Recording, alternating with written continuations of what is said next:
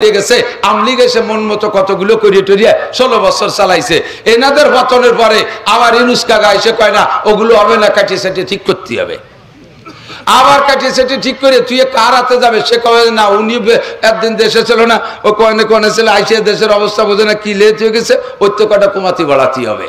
তাহলে মানুষ মানব রচিত সংবিধান পরিবর্তন হয়। আর আল্লাহ রচিত সংবিধান কোরআনে কারীম বিসমিল্লাহির রহমানির রহিম আলহামদুলিল্লাহি রাব্বিল আলামিন থেকে নিয়ে মিনাল জিন্নাতি ওয়ান নাসের সিন পর্যন্ত একটা হরফ পরিবর্তনযোগ্য নাই, একটা নুকতাও পাল্টানোর দরকার নাই, একটা মাসালাও পাল্টানোর দরকার নাই, একটা আয়াত পাল্টাই ওই জায়গায় আরেকটা কিছু ঢুকানোর প্রয়োজন। এবং পরিপূর্ণ কোন জায়গা ফাঁক নাই, সেই জায়গাটা আঙ্গুল ঢুকবা, কোন জায়গায় একটু বাড়িয়ে গেছে সেইটুকু কাটিয়ে ফেলাই দেওয়া, এরকম কোনো সুযোগ নেই। এই কথাগুলোর পর বিশ্বাস আছে না নাই? এই কোরআন শরীফ 30 পারা, পারা হিসেবে ভাগ করা হয়েছে কয় পারা? 30। সূরা হিসেবে 114 সূরা। আয়াতের সংখ্যার ভিতরে দুইটা গণনা হযরত আলী রাদিয়াল্লাহু তাআলা আনহু গুণে পাইছেন 6666। সিদ্দিকা আয়েশা রাদিয়াল্লাহু তাআলা আনহা গণনা করছেন, উনি পাইছেন 6236। এই পার্থক্যটা তার ভিতরে কিছু কথা আছে, এই যে আমাকে দরকার নাই, তারপরে অল্প টুকু হয়ে যায় যে মতানৈক্য কেন। মতানৈক্য হওয়ার কারণ হলো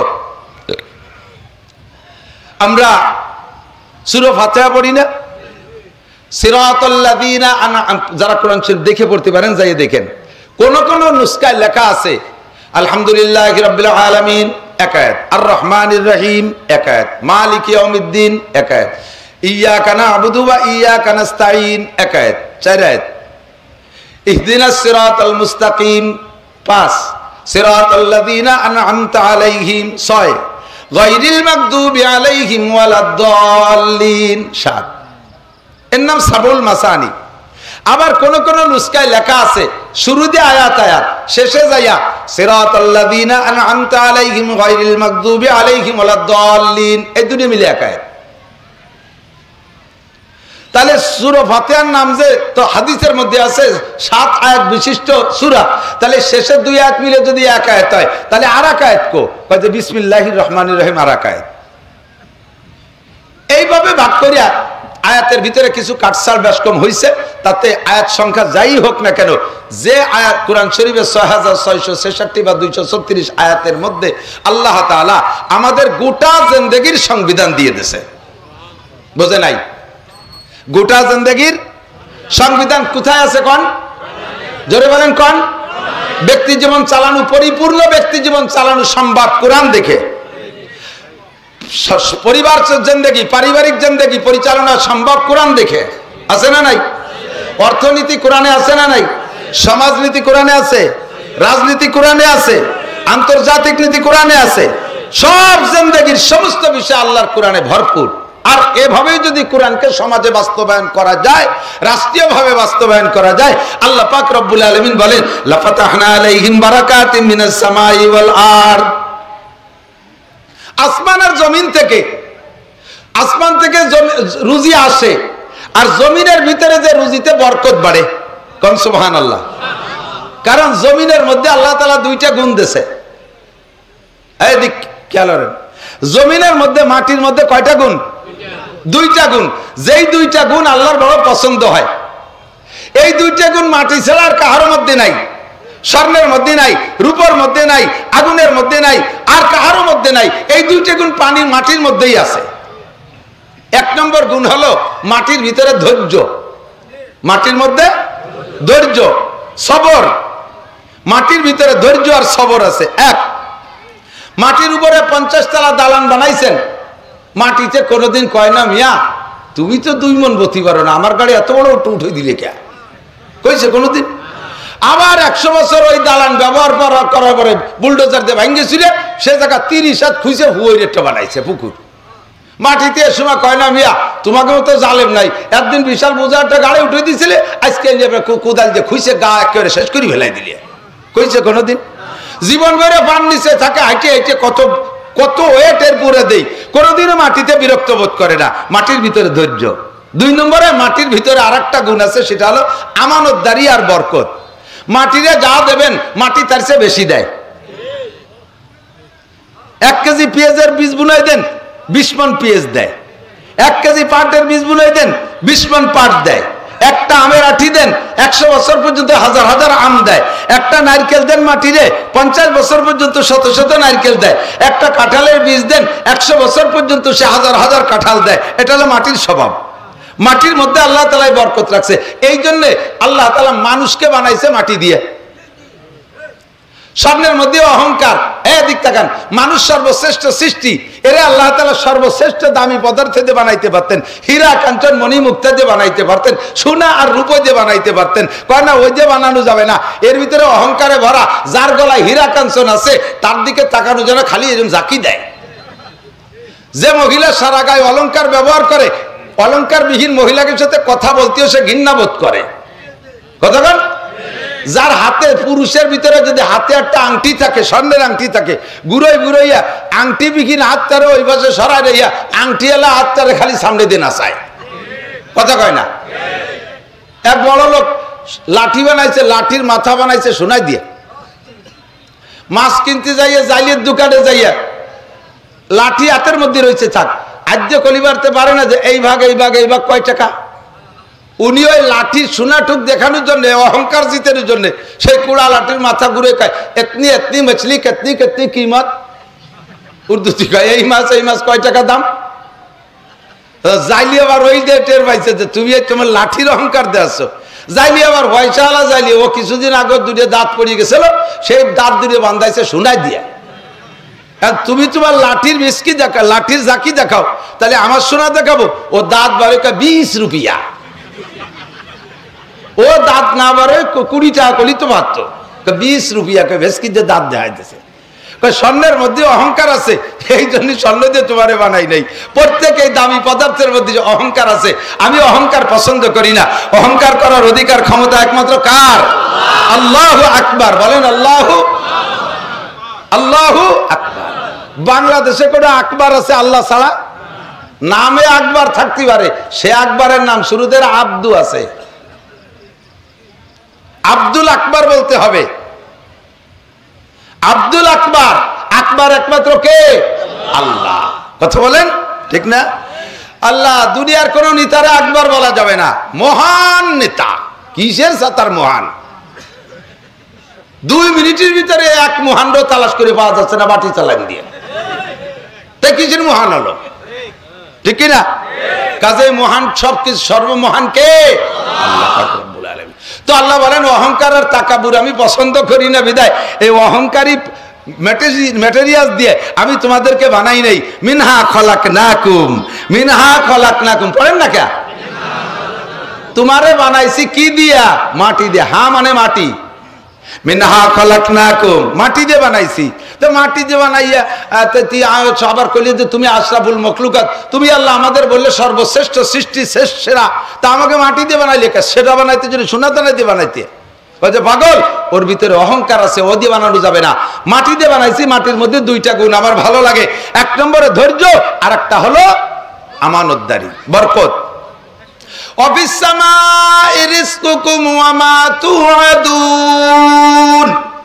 আল্লাহ পাক বলেন আসমান থেকে রিজিক পাঠাই।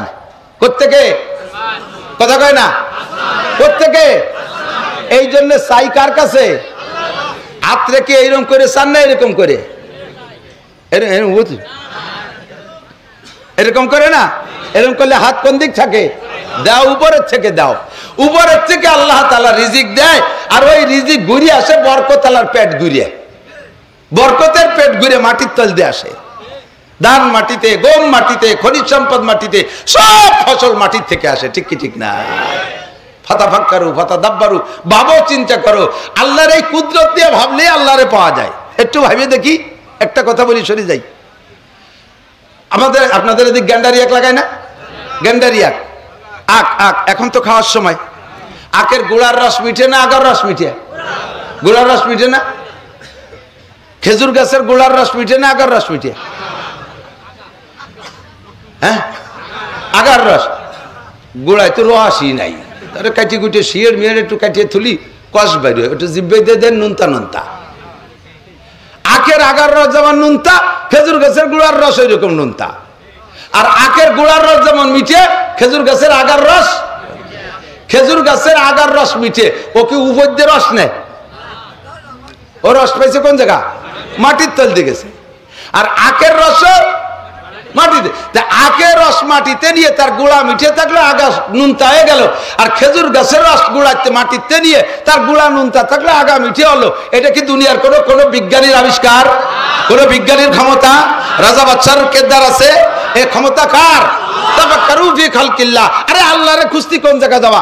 আল্লাহর গণেশের মতো 10 খানা হাত নাকি? শুনছি যে কিয়ামতের মাঠে সবার মুখে আল্লাহ তাআলা নিজ হাতে খানা খাওয়াই দেবে। তাহলে হুজুর গুনিয়ে কোন যে আল্লাহর হাত কহেন?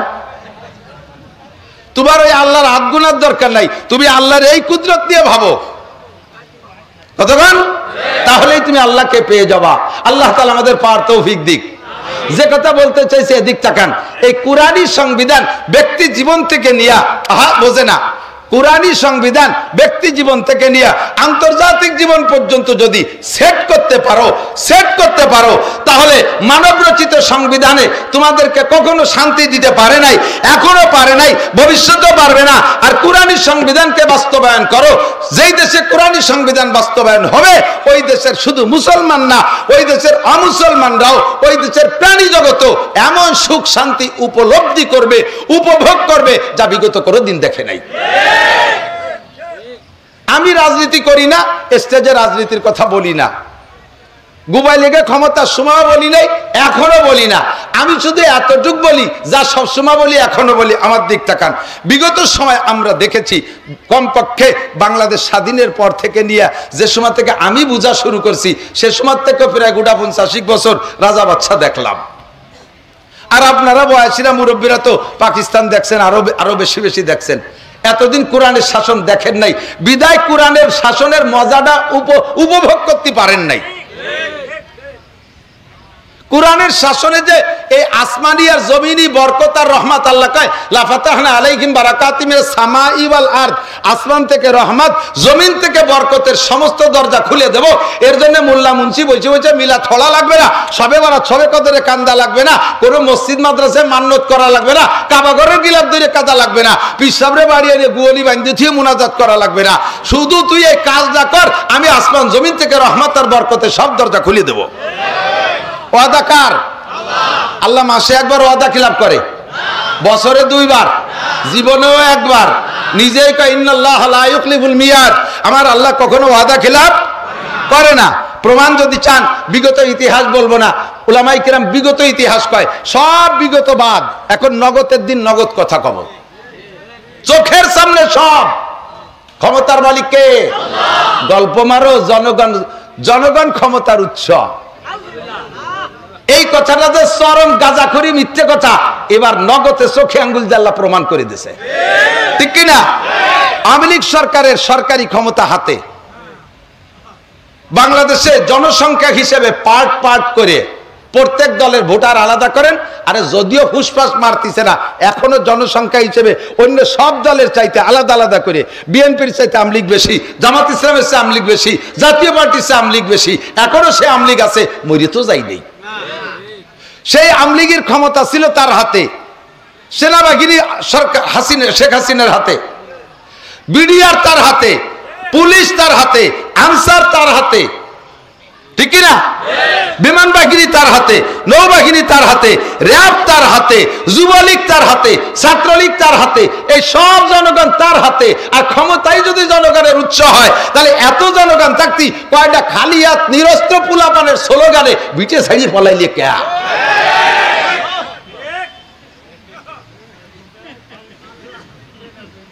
জন্মের সত্যি কথা কইছি না? এখনো এই কথা যারা কয় জনগণ ক্ষমতার উৎস, তারা একদিন দাবড় খাবে। যে এই কথায় বিশ্বাসী তাকে আল্লাহ দেখায় ছেড়ে দেবে, তোর সব জনগণ দিলাম, থাকবে টেক, তুই কি পারা পারিস। আমি এই যে আওয়ামী লীগরে হিট মারছি না, সকলকে শিক্ষা দিচ্ছি। সবাই ফাতাবিরু ইয়া উলিল আবসার, বুদ্ধি থাকলে এখান থেকে উপদেশ গ্রহণ করো। ক্ষমতা জনগণ ক্ষমতার উৎস না, ক্ষমতার উৎস আমার কে? আল্লাহ যদি ক্ষমতা দেয়, কাম মিন ফিয়াতিন কালিলাতিন গালাবাত ফিয়াতান কাসীরাতান বিইজনিল্লাহ। বদরের যুদ্ধে মুসলমান 313 জন। কয়জন? 313। তরবারি 3 খেন, জুনাদা তরবারিও না, গোড়া 3 দিয়ে, উট 2 দিয়ে, খালি মালগুলো ওকে ফিটিয়ে এনেছে, আর নিজেরা গেছে আইটিয়া। আর মক্কা থেকে আবু জাহেল, মক্কা থেকে আবু জাহেল 1000 সৈন্য আনছে, বাছাই করে একেবারে সবচাইতে তেজি ইসরায়েলি সৈন্য, বাছাই করে 1000।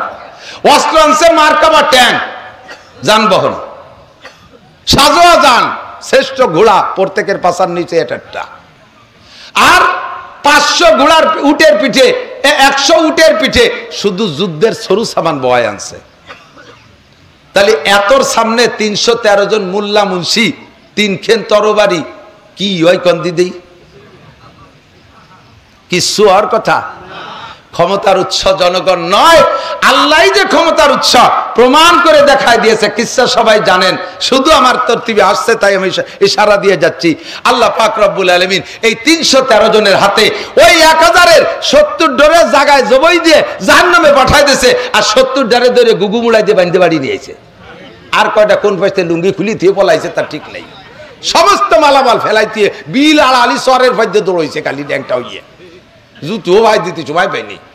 আর এই উটমুট সব মুসলমানরা দখল করে নিয়েছে। ক্ষমতার উৎস কি জনগণ না আল্লাহ?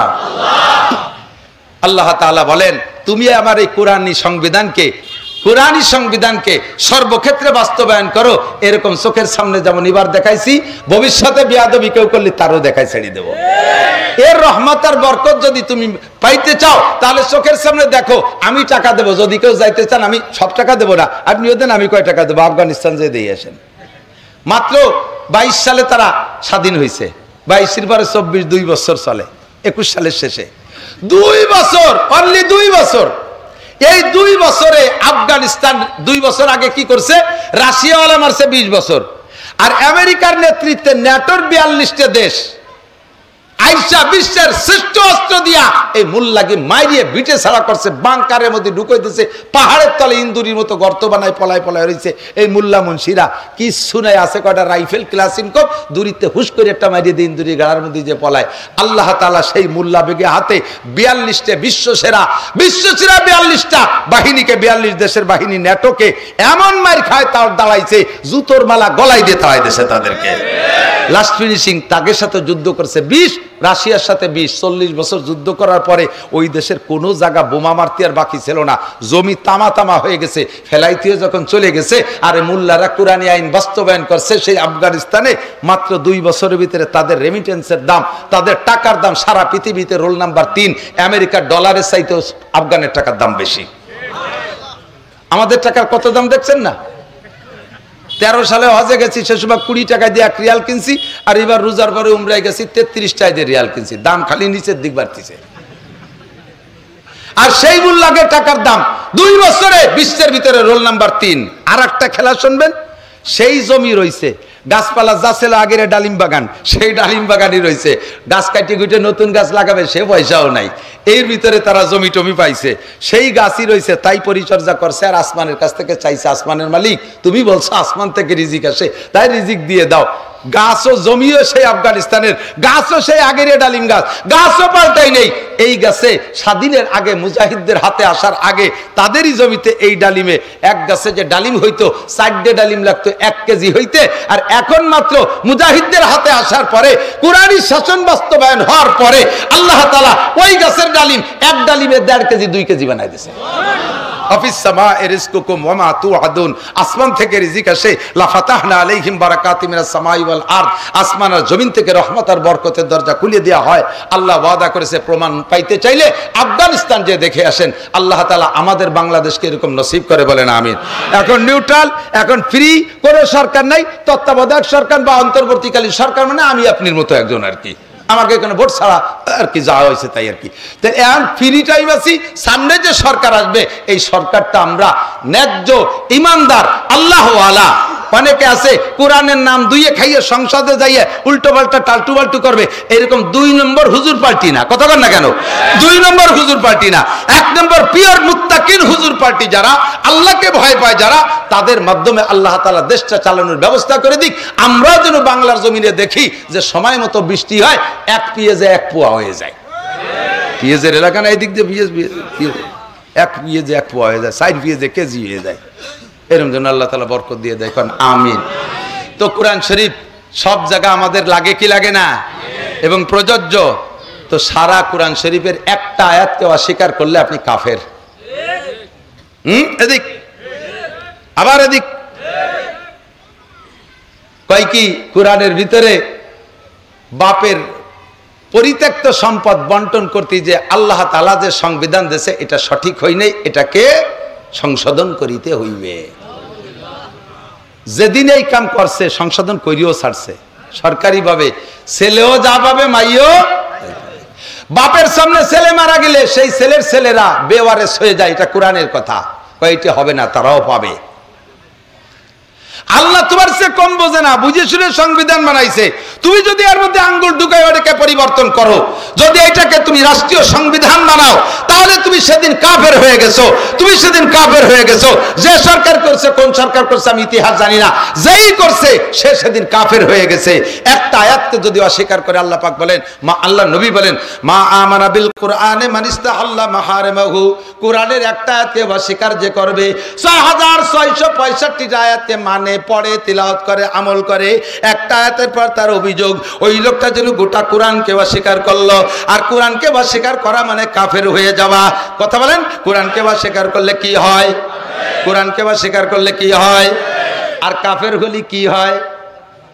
কাফের হলি কাফের হয় না, কাফের হলে আরো মেলাতে হয়।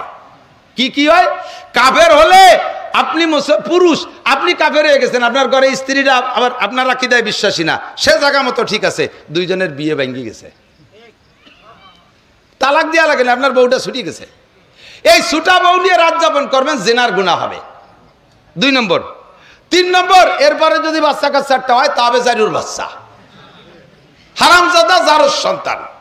4 নম্বরে বিনা তওবায় আবার কলেমা পড়ে মুসলমান না হইলে, আপনি যদি ওই অবস্থায় মারা যান, আপনারা মুসলমানদের তরিকায় কাফন পরানো যাবে না, গোসল করানো যাবে না, জানাজা পড়ানো যাবে না, মুসলমানের কবরস্থানে দাফন করানো যাবে না, তোমারে পাঠাই দিতে হবে শ্মশানে, পুড়াইয়ে ছাই বানায় উড়িয়ে দেবে। এত কিছু হলো কাফের রেজাল্ট একটা আয়াতকে অস্বীকার করলে। এবার আল্লাহ পাক রব্বুল, মনে রাখবেন একটা একটা করে, আল্লাহ পাক কোরআন শরীফের ভিতরে যে বিষয়গুলোকে ইম্পর্টেন্ট মনে করেছেন, ইম্পর্টেন্ট ইংরেজি তো বোঝেন, আমি আবার ইংরেজিতে আলিফও জানি না, দুই একটা শিখি তাই কই, তা আবার জায়গায় জায়গায় ভুল হয়ে যায়, শেষে আবার কমেন্টে মেলা দীক্ষা টিক্ষা দেয়, এই জন্য ছাড়িয়ে দিয়েছি ফেরা ইংরেজি কয়া।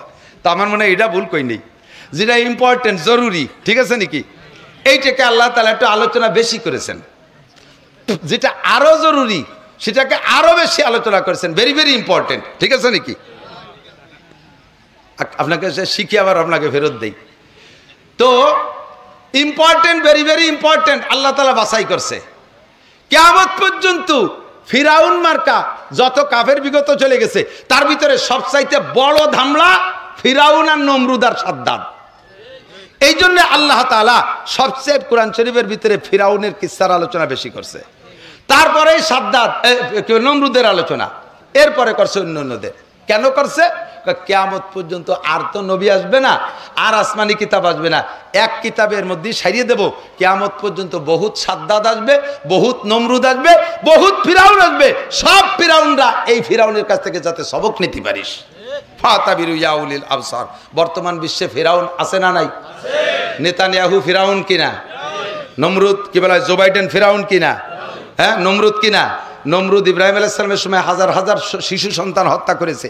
ফিরাউন মুসা আলাইহিস সালামকে দুনিয়া আসতে দেবে না বলে শিশু সন্তান হত্যা করেছে। আর এই শুকর, সাড়ে শুয়োর, লাল চামের শুয়োর, এই শুয়োরটা নেতানিয়াহু 16 থেকে 17 হাজার শিশু সন্তান হত্যা করে দিয়েছে। তাহলে এরা ফিরাউন না? আর আমার খালি ও দেশে পাঠাবো কে ফিরাউন, আমাকে বাংলাদেশেও ফিরাউন আছে না? এই সব ফিরাউনের শিক্ষার জন্য আল্লাহ তাআলা এই কিস্সাগুলো বেশি আনছে। 2 নম্বরে, আমাদের মুসলমান হওয়ার পরে সবচাইতে শ্রেষ্ঠ ইবাদত কোনটা? জিকির। মাইজবান্ডার যাওয়া, আটরশি, চন্দ্রপাড়া যাওয়া, সবচেয়ে শ্রেষ্ঠ ইবাদত কোনটা? নামাজ। কয় না কে? না পড়েন না বলে জানেন না, ভর্তি ভর্তি ভুলিয়ে গেছেন সেই জন্যই করেন না। শ্রেষ্ঠ ইবাদত কি? নামাজ। এই জন্য নামাজের আলোচনা কোরআন শরীফের ভিতরে 82 বার। কয়বার? 82 বার। ইম্পর্টেন্ট না, এটা ইম্পর্টেন্ট, ভেরি ভেরি। আরেকটা আছে, নামাজ শ্রেষ্ঠ ইবাদত কালাম। শ্রেষ্ঠর উপরে কি আর কিছু থাকে?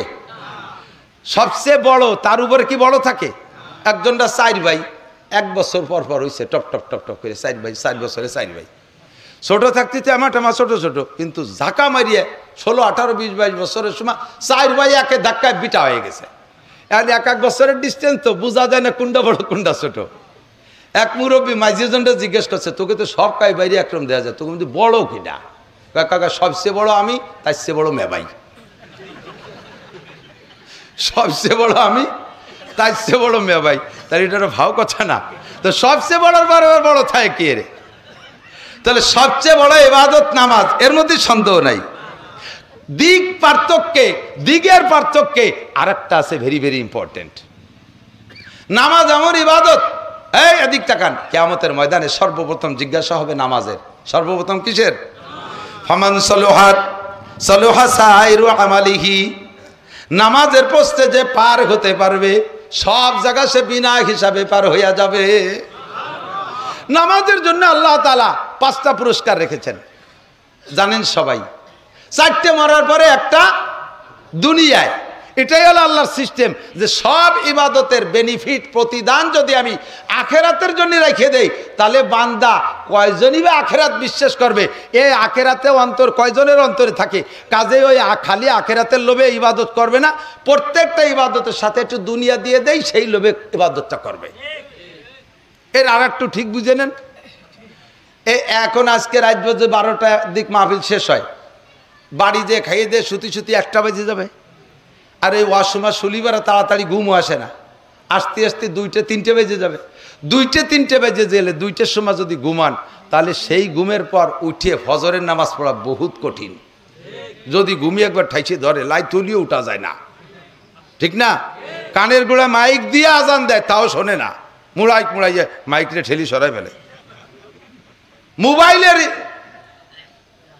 দেশে অ্যালার্ম দেশে অ্যালার্ম বাজে, ঘুমের মধ্যে সে অ্যালার্ম বন্ধ হয়ে যায়, ঠিক কিনা? আরে আছে মানে আমি তো জানি ভালো। এই অ্যালার্ম বন্ধ আরে কেন? শেষ রাত্রি উঠা বড় কঠিন, অসময় ঘুমাইছে, রাত বেশি হয়ে গেছে। রমজান মাসে তারাবির নামাজ পড়িয়ে যাইয়েই কি ঘুমান? পড়িয়ে যাইতে যাইতে 10টা 10:30 বেজে যায়, এটা ওটা করতে করতে 12টা বেজে যায়, কোনোদিন 1টাও বেজে যায়, আবার ঘুমায় যান, 1টার পরে ঘুমান, আবার যা অ্যালার্ম দেওয়া লাগে না, 3টের সময় সজাগ। এখন 1টার সময় শুয়ে 3টায় উঠা যায় না, রমজানে উঠা যায় কে? এখন শেষ রাত্রি উঠলি তো কেউ খাতেই দেয় না, ও সময় উঠলি তো খাওয়া যায়, কথা কয় না কে? এই জন্য ওই সময় শেষ রাত্রি উঠা যায়। এটাই প্রমাণ ইবাদতের পিছনে খালি আখেরাত থাকলে অত মহব্বতের সাথে করে না। ইবাদতের পিছনে যদি একটু দুনিয়া থাকে, তাহলে বান্দা ইবাদত করে। এই জন্য আল্লাহ তাআলা নামাজের ভিতরে 5টা পুরস্কারের ভিতরে 4টে আখেরাতের জন্য রাখছে, একটা দুনিয়ায় সবচেয়ে শ্রেষ্ঠ যেটা, সেটা হলো রুজি। এইটা আল্লাহ তাআলা নামাজের মধ্যে রেখে দিয়েছে। নামাজের ভিতরে নামাজকে আল্লাহ তাআলা জরুরি মনে করে 82 বার আলোচনা করছে। তবে এই নামাজ পড়তে পড়তে, এদিক তাকান, নামাজও ফরজ, রোজাও, হজও, যাকাতও, এই 4টে ফরজই আমি ধরি। তো নামাজ ফরজ, রোজাও ফরজ। 16-17 মাস লম্বা টাইম জ্যৈষ্ঠ আষাঢ় মাসে রোজা রাখছেন না মুরব্বীরা? তো প্রচুর কষ্ট হয়েছে, 17 ঘন্টা রোজা, তার মধ্যে আবার সন্ধ্যের আগে 22 কিলোমিটার বাইসাইকেল চালাইছেন ঘরের মধ্যে দিয়ে, তাহলে জিব্বে কি আর রস আছে? এখন এই সারাদিন রোজা রাইখা দিনের অন্য ওয়াক্তে নামাজ পড়ছেন, মাগরিবের সময় আজান দিয়েছে, ইফতার করিয়ে গলা সমান খাইয়ে গোড়ই পড়ছেন। আল্লাহর কাছে, আল্লাহ সারাদিন রোজা ছিলাম, আমি নামাজ পড়তে পারবো না, অনুমতি আছে? নামাজ পড়তে রোজা রাইখা কষ্ট। আরেকটা ফরজ তো রোজা, এই ফরজ আদায় করতে যাইয়া এখন নামাজ পড়তে কষ্ট হয়ে গেছে, নামাজ বাদ দেওয়া জায়েজ আছে? 2 কোটি টাকা জাকাত দেওয়ার জন্য বেরোইছেন, গ্রাম ভরে ঘুরিয়ে ঘুরিয়ে জাকাত দিয়েছেন বাড়ি বাড়ি যাইয়া, কারণ অমুক নেতার পরিচয়, গরিব দুঃখীর দরজায়। আরো জাকাত দিয়ে বাইতে গেছে নির্বাচনের আগে, বাড়ি বাড়ি ঘুরিয়ে ঘুরিয়ে জাকাত দিয়েছেন, ভোট কালেকশন করছেন, যা করছেন জাকাত দিচ্ছেন আর কি। তো এই জাকাত দিতে দিতে ভীষণ কষ্ট হয়ে গেছে। এখন আসরের নামাজের রক্ত হয়েছে, আপনি যে শুয়ে পড়ছেন, আল্লাহ আমি তোমার একটা ফরজ জাকাত আদায় করছি, আমি নামাজ পড়তে পারবো না, অনুমতি আছে? তাহলে নামাজ এমন ইবাদত, রোজায় যত কষ্ট হোক নামাজ ছাড়ার অনুমতি নাই, যাকাত দিতে যত কষ্ট হোক নামাজ ছাড়ার অনুমতি। হজ যারা করছেন, হাজি সাহেব আছেন কেউ? হাজি সাহেব হজ করা হাজি সাহেব রিয়া হবে না, এমনিটা আমি সাক্ষী চাচ্ছি আর কি। যাই হোক 3-4 জন পাইছি। হজ যদি পায়ে হেঁটে করে থাকেন, গাড়িতে করলে বাড়ি একটা কষ্ট হইলেই, পায়ে হেঁটে যদি করে থাকেন, আরাফাতের থেকে মুজদালিফায় 11 কিলোমিটার যদি পায়ে হেঁটে যেয়ে থাকেন, এইটুক যাইতে প্রথম 3 কিলোমিটার যাইতে হাঁটা লাগে না। মাগরিবের আজান দেয় আরাফাতের মাঠে, ওই সময় রওনা দিতে হয়। আরাফাতে মাগরিব পড়া যাবে না, মাগরিব পড়তে হবে মুজদালিফায় যাই 11 কিলোমিটার হেঁটে যে আগে মাগরিব আর সাথে সাথে ঈশা পড়তে হয়, এরকম জমাবাইনা সলাতাইন। এই 11 কিলোমিটারের প্রথম 3 কিলোমিটার এত ঘন মানুষ, আপনার আঠা লাগবে না, খালি পড়িয়ে না গেলে সোজায় দাঁড়ায় থাকবেন, গোষ্ঠী 3 কিলোমিটার চলে যাবেন। এমন গরমের গরম, সরকার হেলিকপ্টার দিয়ে উপর দিয়ে পানি মারে, দেখছেন কিনা? পাইপের মাথায় ফিস ফিস করে পানি ছাড়ে, ঠান্ডা পানি দেয়, এত গরম।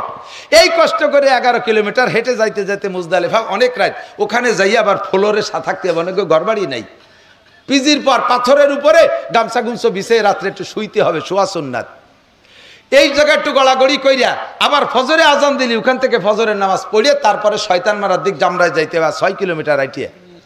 এই 6 কিলোমিটার হেঁটে যাওয়ার পরে শয়তানরে মাইরে টাইরে আবার মক্কা 4 কিলোমিটার সুড়ঙ্গ রাস্তায় দিয়ে হেঁটে যাইয়া আবার সেখানে আপনি পায়ে হেঁটে যাইতে যেতে গাড়িওয়ালারা আগে চলে যায়, উন্ডা যে কাবাগরের মাতাব যেটা যে এর মধ্যে নিচে জায়গায় দিয়ে ঘোরে, ওই জায়গা ব্লক হয়ে যায়, আপনি যে ভিতরে জায়গা পাবেন না। আপনার ঘুরতে হবে মসজিদের মধ্যে দিয়ে, আর মসজিদের ভিতরে একটা গুল্লি দিয়ে এই জায়গায় আসতে 1 কিলোমিটার, এই জায়গায় শেষে যায় 7 কিলোমিটার। এরপরে সফা আর মারওয়া 450 মিটার, প্রায় আধা কিলো, দেখতে ওরকম মনে হয় না কিন্তু আর্টিকেলি বোঝা যায় এই আধা কিলো 7 বার। এ করার পরে যত বড় শক্তিশালী মানুষ হোক না কেন, তার শরীরে আর কোনো তেজ থাকে না, ও না সে গোড়ই পড়ে। এই ক্লান্ত হয়ে যদি কয় আল্লাহ এই বাংলাদেশেতে আইসিয়া এই বুড়োকালে এসে এত কষ্ট করে হজ করছি, আমি কিন্তু আসরের হজ করতে পারবো না। আল্লাহ কয় সূরা তোমার এই হতে আসতে কইছে কিনা? হজ ফরজ, এ যত কষ্ট হোক আদায় করতে করতে কি নামাজ ছাড়িয়ে দেওয়ার অনুমতি আছে?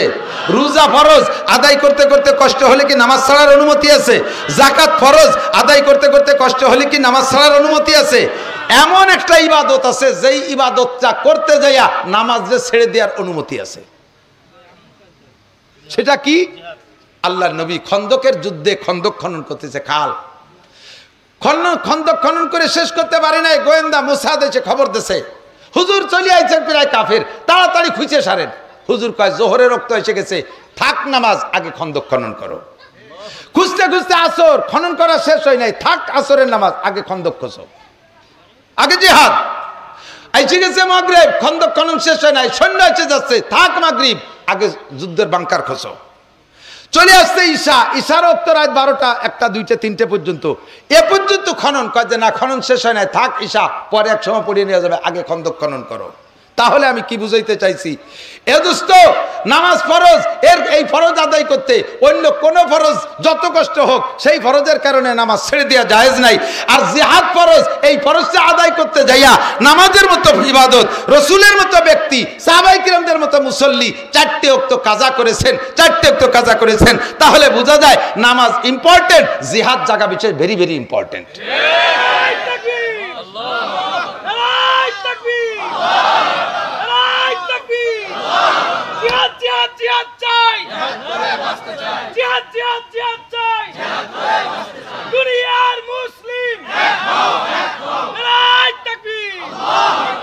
এক তো আছে, আর কত একতি হবে? এক হয়ে বসে থাকলে কাজ হবে? দুনিয়ার মুসলিম এক হও, জিহাদ করো। দুনিয়ার মুসলিম, দুনিয়ার মুসলিম, জো বাইডেনের চামড়া, নেতানিয়াহুর চামড়া, আমরা ওর চামড়া তুলতে যাবো কা? শুয়োরের চামড়া হাত দিতে যাবো কা? ওর গায়ে হাত দিতে যাবো না। নেতানিয়াহুর চামড়া কুত্তয় কামলা, নেতানিয়াহুর চামড়া, নেতানিয়াহুর চামড়া, ওরে সুলতি আমার হাতও দেবো না, গিন্না মারে, ঠিক কিনা? গুলিয়ে উড়ে দিতে হবে। এখন যদি কেউ জিহাদের আয়াত পড়লে আর জিহাদের আলোক, আমি কি বুঝতে পারছি? অযৌক্তিক দলিল আছে না নাই? এই কোরআনে জিহাদ সংক্রান্ত আলোচনা করলে যদি কেউ জঙ্গি, লাদেন বাহিনী, তালেবান, হরকত, মরকত এই সন্ত্রাস বলে গালি দেয়, তাহলে ওই লোকটা কাফের, ওর বউ তালাক হয়ে গেছে, বোর সাথে মিলামিশা করা জিনা, এরপরে যে বাচ্চা পয়দা দিতে সবগুলো জারুর বাচ্চা হারামজাদা পয়দা দিচ্ছে। মরে গেলে তার জানাজা করা হারাম, তারে মুসলমানের কবরস্থানে দাফন করা জায়েজ নেই, ঠিক কিনা? আল্লাহ পাক 682 বার আলোচনা করেছে। জিহাদের আলোচনা কয়বার? 682। নামাজ 82 বার। তাই তারে যদি ভেরি ভেরি ইম্পর্টেন্ট করে তাহলে 682 বার যে তারে কি করবেন? 3 ভেরি, মানে ওইভাবে গুণদের কতবার ভেরি কোয়া লাগে, শতবার ভেরি ভেরি ইম্পর্টেন্ট, ঠিক কিনা? আমাদের জিহাদের চেতনা ভিতরে রাখার তৌফিক দান করুন। যদি লেগে যায় করব তো। জিহাদ করছি দেশের ভিতরে নিজেরা নিজেরা, মরছি শহীদ বলে দাবি করি, সত্য মিথ্যা আল্লাহ জানে, ঠিক না? ফিলিস্তিন, গাজা, লেবাননের মুসলমানরা মরতেছে, ওদের শহীদ সম্পর্কে কোনো সন্দেহ আছে? এক জাররা পরিমাণ সন্দেহ নেই, নো ডাউট, কোনো টেনশন করবেন না। এখন আমরা বাংলাদেশের জন্য এত কিছু করলাম, যদি ইসলামের জিহাদের ডাক আসে, রেডি? নারায়ে তাকবীর, নারায়ে তাকবীর। বিশ্বের মুসলিম এক হও, জিহাদ করো, এক হও, জিহাদ করো। বিশ্বের মুসলিম, ইহুদিদের দালালরা, জুবাইরের চেলারা, খ্রিস্টানদের আস্তানা, কাদিয়ানীদের আস্তানা, হিজবুত তাওহীদের আস্তানা, আহলে কোরআনের আস্তানা। আহলে কোরআন একদল বাড়াইছে, তারা কয় নামাজ 3 ওয়াক্ত, তাহলে ওকে রাখা যায়? ভেঙ্গে গুঁড়োই দিতে হবে না? আহলে কোরআন শুনলি যেন এবার ভুল বুঝেন না। হ্যাঁ, মদের বোতলের গায়ে লিখে দিয়েছে পিওর মধু, হবে? আল্লাহ তাআলা হেফাজত করুক, বলে না আমিন। এই কোরআন শরীফের ভিতরে আল্লাহ তাআলা তাকওয়া, কি বলা হয়, জিহাদের আলোচনা 682, যেটা আগে বলছি, এটা এসে গেল বললাম। তবে আরেকটা বিষয় আল্লাহর কাছে ও ইম্পর্টেন্ট, সেটা হলো তাকওয়া। সেটা কি? আল্লাহ পাক বলেন এইটা তাকওয়ার আলোচনা আছে 62 বার, বিভিন্ন ভাবে, বিভিন্ন সিগায়, উলামায়ে কিরাম জানে, বিভিন্ন সিগা, মুত্তাকিন, ইত্তাকু, ফাত্তাকু, এভাবে আইসা তাকওয়ার আলোচনা আছে 62 বার। তাহলে বোঝা যায় এটাও ইম্পর্টেন্ট, ঠিক না? আর তাকওয়া হলো সব ইবাদতের গোড়ার শিকড় হলো তাকওয়া। আল্লাহ পাক ডাক দিয়ে বলেন, ইয়া আইয়ুহাল্লাযীনা আমানুত্তাকুল্লাহ। হে অন্ধ জগতের অটল বিশ্বাসী পাগলরা, অন্ধ জগতের অটল, এদিক আপনারা অন্ধ জগতের অটল বিশ্বাসী পাগল। এ জগতের নাম অন্ধ জগৎ। এখানে বসে কিছু দেখা যায় না। ফেরেশতা দেখা যায়, আল্লাহরে দেখা যায়, জান্নাত দেখা যায়, জাহান্নাম যায় না, পুলসিরাত যায় না, হুর দেখি না, গেলমান দেখি না, জান্নাতের কোনো নিয়ামত দেখি না, মিজান দেখি না, কোনো কিছু দেখি না, কাজেই অন্ধ জগৎ। আবার এই জায়গায় বসে এইগুলোরে পূর্ণ বিশ্বাস করি, কাজেই অন্ধ জগতের অটল বিশ্বাসী। আর এমন বিশ্বাস করছি দুনিয়ার সমস্ত ভোগ বিলাস আর আরামায়েশকে লাথি মাইরা ভিক্ষার থলি হাতে করে নিয়ে ঘুরি। আরে ভাই, মাদ্রাসার উলামায়ে কিরামদের ভিতরে এমন মেধাবী আছে যারা যদি জেনারেল পড়তো, আপনারা যারা জেনারেল পড়ছেন তাদের কোনার কাছেও জাতি পারতেন না। এত বড় মেধারে কাজে লাগাইয়া আজকে বস্তা হাতে করে চারটে ধান পাট খুদকুড়ো কালেকশন করে বেড়ায়, এর চেয়ে বড় পাগল হয়? আপনারাও মেহনত করলে দুনিয়ার দিকে যদি যাইতেন, দুনিয়া হারাম পন্থায় যদি কামাই করতে যাইতেন, লাখ লাখ কোটি কোটি টাকা আপনারাও অবৈধ পন্থায় কামাই করতে পারতেন। আল্লাহকে অন্ধ জগতে বৈশা অটল বিশ্বাস করেন বিধায় হারাম পন্থায় যান নাই। এই জন্য আপনারা এত কিছু পাইতে যে ছেড়ে দেয় তারে পাগল ছাড়া কিছু বলে না। এত কিছু পাইতে যে সুখপাতি কে ছেড়ে দেয়, ধন পাইতে কে দরজা দেয়, আপনারা এত কিছু পাইতে সেগুলোর পিছনে যান নাই, কাজে আপনারা পাগল। আল্লাহ তাআলা কয়, হে আমার অন্ধ জগতের অটল বিশ্বাসী পাগলরা, একটা কথা মনে রাখ, ইত্তাকুল্লাহ। শেখ হাসিনারে ভয় পাওয়া লাগবে না, খালেদা জিয়ারে ভয় পাওয়া লাগবে না, আরবি র্যাবরে ভয় পাওয়া লাগবে না, ডক্টর ইউনূসকে ভয় পাওয়া লাগবে না, তত্ত্বাবধায়করে ভয় পাওয়া লাগবে না, এই সমন্বয়ক ছাত্রদেরকে যারা লাফালাফি করছে ওর একটারও ভয় পাওয়া লাগবে না। ওদের ভয় পাওয়ার দিন কয়দিন, মারিয়ে ফেলার পরে কি তাকে ভয় লাগে? এই আগুনটা ভয় পায় কেন? পোড়ায় মারিয়ে ফেলায়, তো পোড়ানোর পরে মারা হয়ে গেলি তারপরে কি আর আগুনটা ভয় করা যায়? লাগে? সাপরে ভয় পাই কেন? কামড় দেবে, কামড় দিলেই মরি যাবো, মরার পরে কি আর ওই সাপরে ভয় করা লাগে? বাঘরে ভয় পাই কেন? ও ছিঁড়ে বুড়ে খেয়ে ফেলবে, খালি তো মরা হয়ে গেল, মরার পরে কি আর বাঘরে ভয় করা লাগে? যে এ সমস্ত ভয় হলো সাময়িক, ইয়া ভয় করে লাভ নাই। ইত্তাকুল্লাহ, যে আল্লাহকে ভয় করতে হবে অনাদি অনন্তকাল, যার সামনে তোমার বিচার হবে। মৌলানা বলেছে 5টা বিষয় জবাব দেওয়া লাগবে, গোটা জীবনের হিসাব ইমিগ্রেশন হবে। আমি বলি 4টা, একটার ভিতরে আবার 2টে ঢুকছে। আর মালিহি একটা, এই মালের ভিতরে 2টে শাখা, মিনাইন একটা সাবা অফিমা আনফাকা, কোথা থেকে কামাই করেছো, কোথায় খরচ করেছো। 1 নম্বরে গোটা জীবন, 2 নম্বরে যৌবনকাল, 3 নম্বরে মাল সম্পর্কে জিজ্ঞাসা হবে, কোত্থেকে কামাই করে কোথায় খরচ করেছো। ঘুষ খাইয়ে কামাই করে বিরাট মসজিদ বানাই দিয়েছো সুরা, এই তোর ঘুষের রাইতে মসজিদ বানাতে কইছো কোন চোর? আমার মসজিদ কি, আমার মসজিদ কি, আমার ধর্ম কি এত ঠেকা যে তোর ঘুষের টাকা দিয়ে মসজিদ বানাই দিবি? তুই সুদ খাইয়ে নে, সেই টাকা দিয়ে আমার মসজিদ বানাই দিবি? আমার ধর্ম কি তোর কাছে এরকম ঠেকছে? জমিন মাঠে দুগলো গাছের মধ্যে সিজদা দিবি, তা আমার কাছে নামাজ হয়ে যাবে। কথা কোন ঠিক কি ঠিক না? তাহলে মিনাই রাখতে সবা ফিমা আনফাকা 4, 3 আর মাজা আমিলা বিমা আলিমা। আব্দুল গফফার থেকে নিয়া আব্দুল গফফার সাহেব, জুবাইর সাহেব, নাসির সাহেব, কমপক্ষে আজকে 3 জনে যে কটা কথা কইছে শুনছো তো কম না, এই কটার বার আমল করছো কটটুক কয়ে যাও। এই জবাব না দিতে পারলে 1 কদমও বাড়তে পারবেন না। ভয় পাবো তো সেই কারণে, ভয় পাবো সেই কারণে। ইত্তাকুল্লাহ, আল্লাহ তুমি ভয় কর, যদি তোমারে ভয় পাই তাহলে তুমি কি দাও? আল্লাহ কয় ইন্নাল্লাহা আল্লাহু ইউহিব্বুল মুত্তাকিন, আল্লাহু ইউহিব্বুল মুত্তাকিন। আল্লাহ মুত্তাকিনরে ভালোবাসে, আল্লাহ মুত্তাকিনরে আরে কথা কয় না, আল্লাহ মুত্তাকিনরে আল্লাহ যদি ভালোবাসে আর কিছু লাগে? এখন আর কিছু লাগে? তৎকালীন প্রধানমন্ত্রী, মাননীয় প্রধানমন্ত্রী জননেত্রী শেখ হাসিনা সেই কালের বাড়ি গেছে টুঙ্গিপাড়া, যাই এক কৌতূহল জাগছে যে সপ্তাহে তো উঠি, ব্যানে উঠিনি তো কোনোদিন। এক যুবকরে ডাক দেয়, তোর ব্যান কানান উঠবো, ওই ব্যানে উঠে ওনার বাড়ির মধ্যে দিয়ে একটু ঘুরিয়ে বেড়াইছে। একটুক ভালোবাসায় সেই যুবকের বিমান বাহিনীতে চাকরি হয়ে গেছে। যদি প্রধানমন্ত্রীর একটুক নজরে ব্যানালার চাকরি হয়ে যায় বিমান বাহিনী, আর আল্লাহ মুত্তাকিনরে ভালোবাসলি তার চাকরি হবে জান্নাতুল ফেরদাউস। কোথায়? তা আল্লাহ তাআলার ভালোবাসা পাইতে হলে মুত্তাকিন হওয়া লাগবে। মুত্তাকিনকে যার ভিতরে তাকওয়া আছে। কি আছে? তাকওয়া। তাকওয়া মানে আল্লাহর ভয়। সংক্ষেপে বলেন তাকওয়া মানে আল্লাহর ভয়। আল্লাহ এত জান্নাত পাইলাম, তোমার ভালোবাসা পাইলাম, দুনিয়ায় কি পাবো কও? প্রত্যেক ইবাদতের বিনিময় দুনিয়া আছে কইছি না? তাহলে দুনিয়ায় কি পাবো?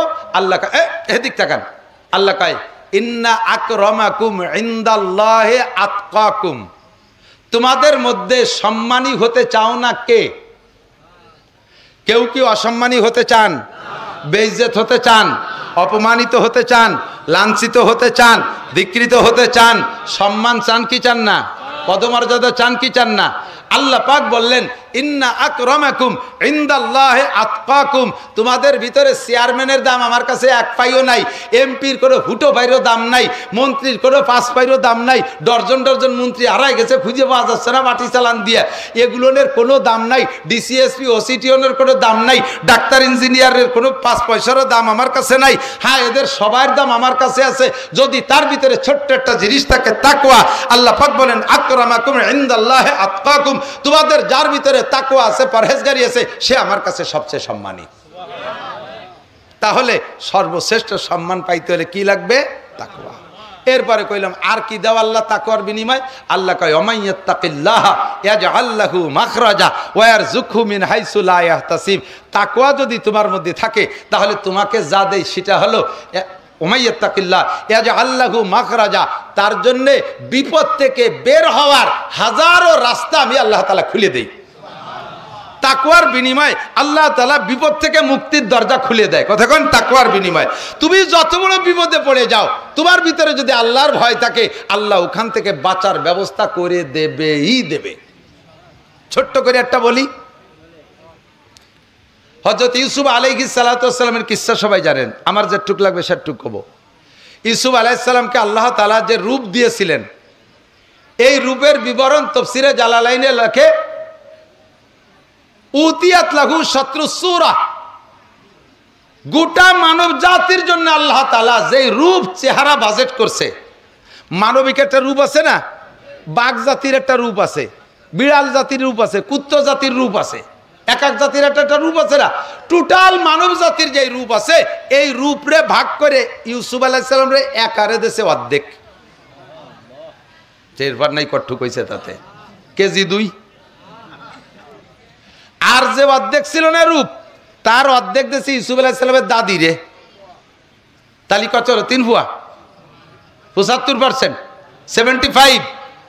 আর যে চাইরে না, এই সারা দুনিয়ায় ভাগ হয়েছে, আমি, আপনি, প্রিয়াঙ্কা চোপড়া, আরো যারা যারা আছে ওই জগতে, এই জগতে, আধ্যাত্মিক জগতে, সবাই মিলে ভাগ পাইছে। ওই টুকির মোহাব্বতের ঠেলায়, ওই রূপের জলকে যুবকরা একজনের প্রেমে পড়ে আর একজন কচু গাছের সাথে গলায় দড়ি নিয়ে মরতেছে, গুল খাইয়ে মরতেছে, ট্রেনের তলে মাথা দিচ্ছে। তাহলে কট্টুকিতে কট্টুক ভাগে পাইছেন। আর এই ইউসুফ আলাইহিস সালাম যদি একা অর্ধেক পেয়ে থাকে, তাহলে তার পিছনে জুলাইখা পাগল হওয়াটা জুলাইখারে দোষ দেওয়া যায় না। এক ঝলক দেখে মিশরের 100 সুন্দরী মাইয়া লেবু কাটতে আঙ্গুল কেটে ফেলাইছে। এই জুলাইখা ইউসুফ আলাইহিস সালাম টলমলে যুবক, তারে নিয়ে নির্জনে চলে গেছে। জানে যে ইউসুফ তো বুজুর্গ মানুষ, চালচলনে তো বোঝা যায় পোলাপান হলিও, যুবক হলিও। তো এরে নিয়ে যা করতে যাচ্ছি সহজে মানবে না, আমি বললেই ও দরজা খুলে দৌড় মারবে। ঘরের সব দিন তালা সিস্টেম করে বাইর পাশ, ভিতরে দেয় খিল বা সিটকেনি। আর যদি খিল সিটকেনি দেয় তো ইসুফ টাইম দিয়ে খুলে বেরোয় যাবে। এই জন্য মিস্ত্রি আইনে আগে ভিতরে তালা সিস্টেম করছে। 7টা তালা দিয়ে আটকাইয়া জুলাইখা ইউসুফ আলাইহিস সালামের সামনে গায়ের সম্পূর্ণ কাপড় খুলে ফেলাইছে। তৎকালীন জুলাই ওরে ফোন করছি, সে মালিক আমার ফোনে রিসিভ করে না। ফজরে 2 নম্বর দিয়ে কল দিলাম 2, দুপুরবেলা 4 নম্বর দিয়ে কল দিলাম 4, আসরের সময় আবার 4 নম্বর দিয়ে একটা রিং দিলাম, ধরে না। মাগরিবের সময় আবার 3 নম্বর দিয়ে একটা কল দিলাম, ধরে না। ঈশার সময় আবার 4 নম্বর দিয়ে একটা কল দিলাম, ধরে না। এরপরে আমি শেষ রাত্রে উঠে তাহাজ্জুদ পড়ে মালিকের কাছে বসছি। মালিক আবার ব্যাক কল করছে, ডাকতেছে, আলা মুস্তাগফিরিন, ও জামাল, ও কামাল, ও হাফেজ আব্দুর রহমান, ও আব্দুর রহিম, ও তবলিগের আমার 3 চিল্লার সাথী, ও আমার আল্লাহ ওয়ালা পাগল, আলা মুস্তাগফিরিন ফাগফির আলা, আলা মুস্তারজিকিন ফারজুকা, আলা মুস্তাশফিন ফাওয়াফিয়া, আলা কাজা আলা কাজা। কার কি সমস্যা? দিন ভরে কল করছিস, আমি রিসিভ করি নাই, এখন আমি নিজেই ব্যাক কল করছি, চলে আয় আমার কাছে, তো সব চাহিদা পূরণ করব। ব্যাকটাই কেঁদে দিয়ে বলবেন, আল্লাহ দিনের বেলা আমাক আমার থাপড়াইছে, আমি তার শোধ দিতে পারি নাই। আল্লাহ কয়, ফজরের সময় মাইকি খবর পাবি। ফজরের সময় শুনি যে নামাজ পড়তে যে মাইকি, শোক সংবাদ, শোক সংবাদ, শোক সংবাদ, অমক নেতার ছেলে অমক লালটু ট্রাকের তলে পড়ে অ্যাক্সিডেন্ট করে শহীদ হয়ে গেছে। মাইডা কোন জায়গায় চাইছে জানো? আল্লাহ পাক বলেন, মানে আদালি ওয়ালিয়ান ফাকাদ আযানতু বিল হারব। প্রাণ প্রিয় আমার গোপালগঞ্জবাসী, নিজেদেরকে বাঁচানোর জন্য ওয়াজ আমার আলাদা, সব আমার আপন, সব আমার আপন। একজনও যাতে কিয়ামতে ধরা না খান, একটা পরামর্শ দিয়ে যাই। কোন রাজনৈতিক প্রেক্ষাপটকে সামনে নিয়া কোন দলকে সমর্থন করে জাগা ওয়া জাগা হাত দেবেন না। আল্লাহ কয়, আমারে মার, আমি কিছু বলবো না। আমার পদ নিয়ে কাড়াকাড়ি কর, কিছু বলবো না। আমার ক্ষমতা নিয়ে টানাটানি কর, কিছু বলবো না। আমার পদ রব নিয়ে কাড়াকাড়ি করাও আমি কিছু বলবো না। আমার ইব্রাহিমের গায়ে হাত দিতে সহ্য করতে পারবো না। আমার মুসার গায়ে হাত দিতে আমি সহ্য করতে পারবো না। আমার মোহাম্মদের গায়ে হাত দিতে আমি সহ্য করতে পারবো না। আরে হাতি খাও খাও, হাতির বাচ্চা খাইও না। বুড়ো হাতিরে খেয়ে ফেললে প্রতিশোধ নেওয়ার কেউ থাকে না। বাচ্চাটা খাইয়ে ফেললে বুড়োটা কিন্তু বাইসে থাকলে প্রতিশোধ না নিয়ে ছাড়ে না। জান্নাতে যাইবো, জাহান্নামে যাওয়ার পরে চিৎকার মারলে কোনো কাম হবে না। কথা কি বোঝা যায়? খেয়াল করবেন তো ইনশাআল্লাহ। সতর্ক থাকবেন, সতর্ক থাকবেন। আমার জান্নাতে যেতে হবে। আমার নেতা আমারে বাঁচাবে না, আমার কেউ আমারে বাঁচাবে না। আমার বাঁচা আমাকেই বাঁচতে হবে, আমার বাঁচা আমাকেই বাঁচতে হবে। আমার আল্লাহ বাস করে বলে, কু আনফুসাকুম, আরে আগে নিজে বাঁচো, পরে প্রতিবেশীরে বাঁচাও। আগে নিজে বাঁচো, নিজে বাঁচলে বাপের নাম, নিজে বাঁচলে বাপের নাম। আরে নিজেই যদি বাঁচলাম না, তার বাপের নাম বলার কি দরকার? আমাকে বাঁচতে হবে। আল্লাহ পাক বড় মহব্বতের সাথে আমারে আপনারে ডাক দিতে, এদিক তাকান। ইয়া আইয়ুহাল্লাযীনা আমানু, বড় মহব্বতের ডাক। হে আমার অন্ধ জগতের অটাল বিশ্বাসী পাগলরা, ইয়া আইয়ুহাল্লাযীনা আমানু, হে আমার অন্ধ জগতের অটাল বিশ্বাসী পাগলরা। দুনিয়ার নাম হলো অন্ধ জগৎ। কি জগৎ? যে জায়গায় বৈশা অন্ধকারে, গভীর অন্ধকারে যেমন ডানি বামে কিছু দেখা যায় না, দুনিয়ায় বৈশা আল্লাহরে দেখা যায় না, জান্নাত দেখা যায় না, জাহান্নাম দেখা যায় না। আছে না নাই? একটু স্বীকার করেন, জান্নাত আছে, জাহান্নাম আছে, আল্লাহ আছে। দেখছি দেখছি না দেখলেও দেখার চাইতে মানি, ঠিক না? জান্নাত আছে, জাহান্নাম আছে, পুলসিরাত আছে, হাসর আছে, নাসর আছে, মিজানের দাঁড়িপাল্লা আছে, হিসাব হবে, নিকাশ হবে, ফেরেশতা আছে, কবর আযাব আছে, কবরের শান্তি আছে। একটাও দেখি নাই, আমার দেখারও দরকার নাই। যে লোকটা দেখছে, যে ব্যক্তি দেখছে, সে ব্যক্তির চাইতে সত্যবাদী জগতে কেউ নাই। বিশ্বনবী মুহাম্মদুর রাসূলুল্লাহ সাল্লাল্লাহু আলাইহি ওয়াসাল্লাম, আমরা 1 কোটি মানুষ সচক্ষে দেখলে যতটা সত্য হবে, আমার নবী একা না দেখে বললেও তার চাইতে বেশি সত্য হবে, ঠিক না?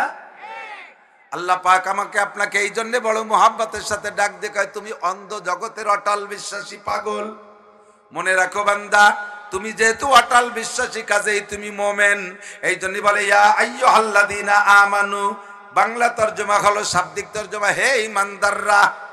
আর বুজুর্গানে দিনের তাসাউফি তরজমা হলো, হে অন্ধ জগতের অটল বিশ্বাসী পাগলরা, ইত্তাকুল্লাহ, দুনিয়ার কেউরে ভয় পাওয়ার দরকার নাই। দুনিয়ার যাকেই ভয় পাও, ও ভয়টা সীমিত, সাময়িক। বুঝেন নাই? সাপরে ভয় পাই না, কামড় দিয়ে মারি ফেললিবার, আর ওই মরার পরে কে সাপরে ভয় পাওয়া লাগে? বাঘরে ভয় পাই, ধরে বুঝিয়ে বুড়ে খেয়ে ফেলবে। বাঘে খেয়ে ফেলার পরে আমি মরে গেলাম, আর বাঘরে ভয় পাওয়া লাগে না। আগুনরে ভয় পাই, পুড়াই দেবে, পুড়াই মেরে ফেলার পরে আর আমি মরে যাওয়ার পরে আগুনরে ভয় পাওয়া লাগে না। দুনিয়ার ভয় সাময়িক, সীমিত, কিছুক্ষণের জন্য। আর ভয় পাবো আল্লাহকে, কারণ আল্লাহর ভয় চলবে অনাদি অনন্তকাল। কিয়ামতের ময়দানে মালিকের সামনে দাঁড়াইয়া আমার 4 জীবনের হিসাব দেওয়া লাগবে। হিসাব দিতে গেলে মোটেই পারবো না। এই জন্য আল্লাহ কা ইত্তাকুল্লাহ, জানতে চাইলাম আল্লাহ তোমারে ভয় করলে লাভ কি? আল্লাহ পাক বলেন আমারে ভয় করলে তাৎক্ষণিকভাবে 2টি পুরস্কার।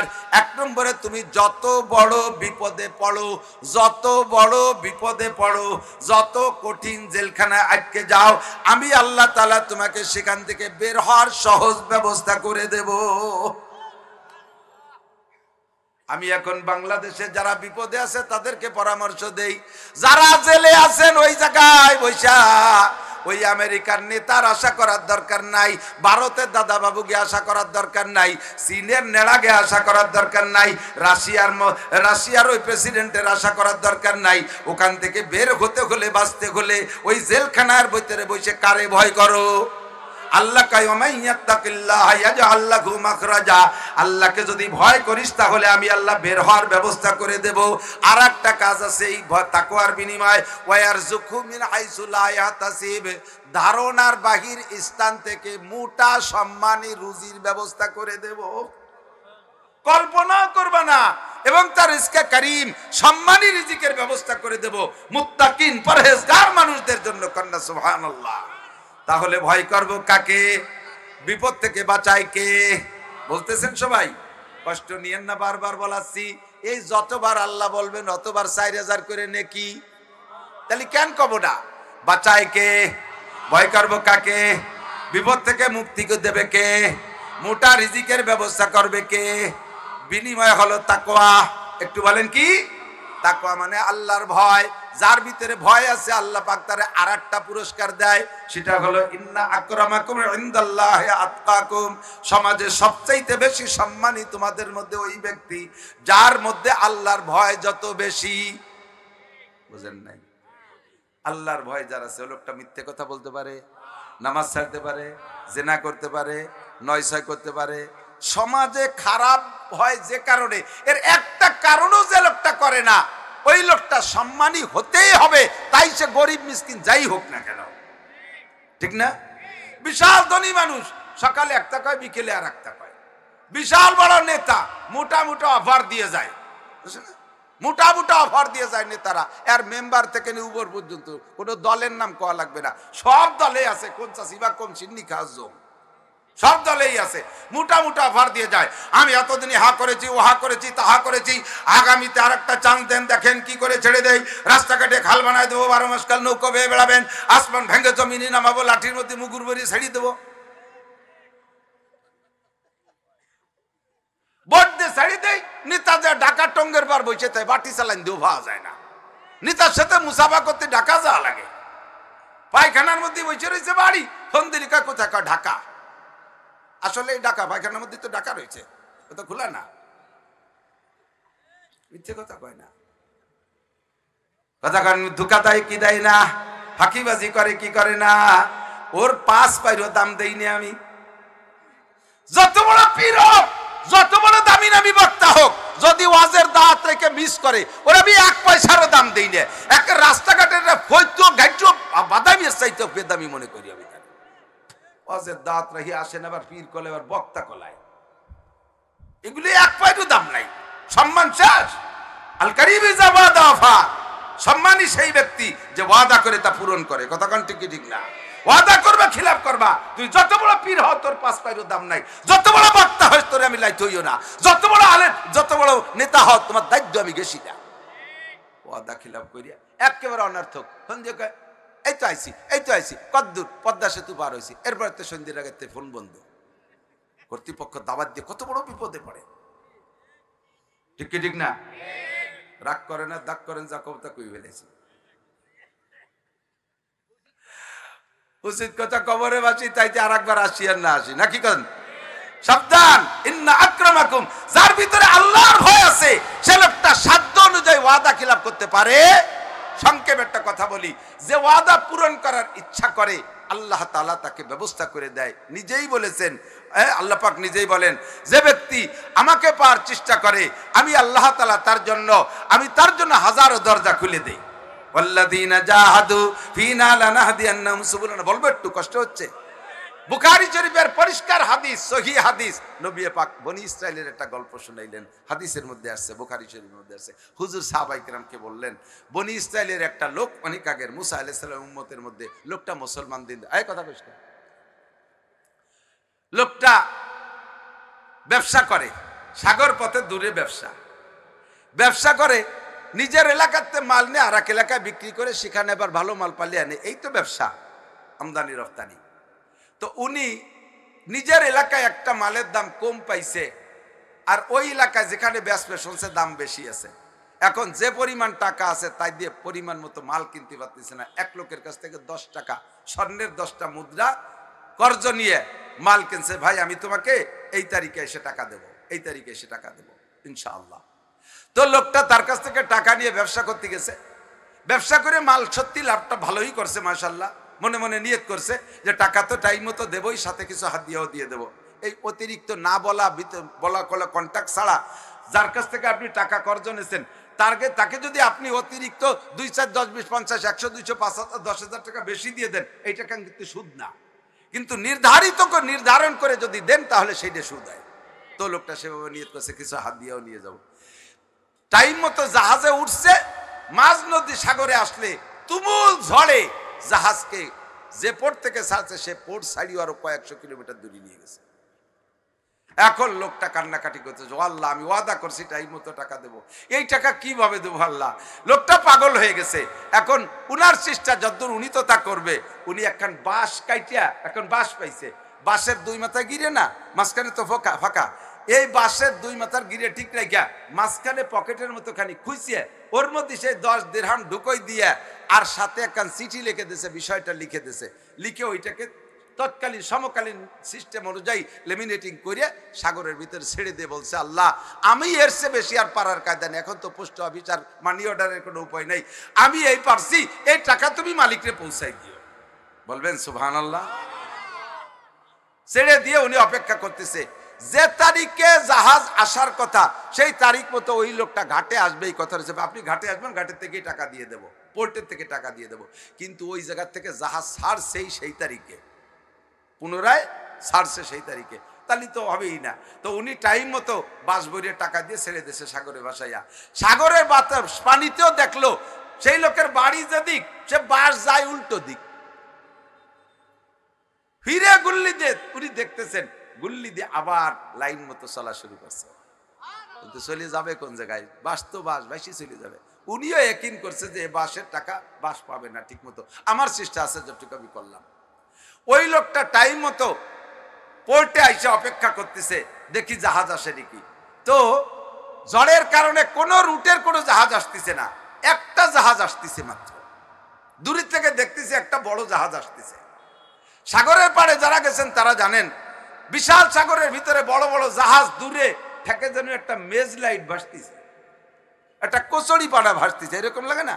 আর যত কাছে আসে তত বড় দেখা যায়। কিন্তু এই জাহাজটারে দূরিতে দেখা যাচ্ছে বড় জাহাজ, যত কাছে আসে তত জাহাজ ছোট হয়।